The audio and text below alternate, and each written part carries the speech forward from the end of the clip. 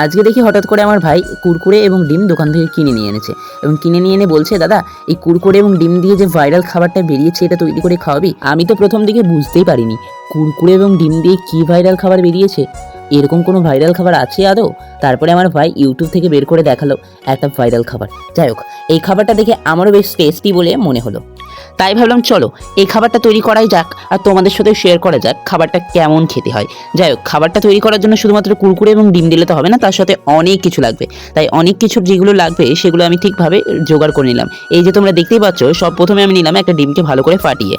আর এই ভাইরাল খাবারটা রান্না করতে হলে বেশি কিছু লাগবে না, লাগছে হচ্ছে লবণ, লঙ্কার গুঁড়ো, তেল এবং কাঁচা লঙ্কা আর একটু পেঁয়াজ কুচি দিলেই খাবারটা রেডি হওয়ার মতনই।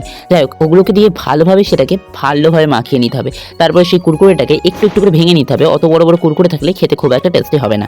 তারপরে সেটাকে ভালোভাবে ডিমটাকে সেই কুরকুরের ভিতরে দিয়ে ভালোভাবে স্ট্যাপলার করে নিতে হবে।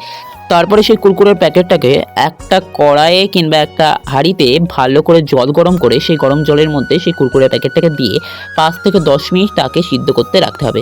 ভালোভাবে সেটা সিদ্ধ হওয়ার পর প্যাকেটটা খুলে দেখবে একটা সুন্দর গন্ধ বেরাচ্ছে। তারপরে সেই প্যাকেট থেকে খাবারটাকে বের করে ওপর থেকে কিছুটা সস এবং কিছুটা পেঁয়াজ কুচি এবং শসা কুচি থাকলে খুবই ভালো হয় দিয়ে ভালোভাবে ডেকোরেশন করে খাবারটা খেয়ে দেখবে অসাধারণ টেস্ট।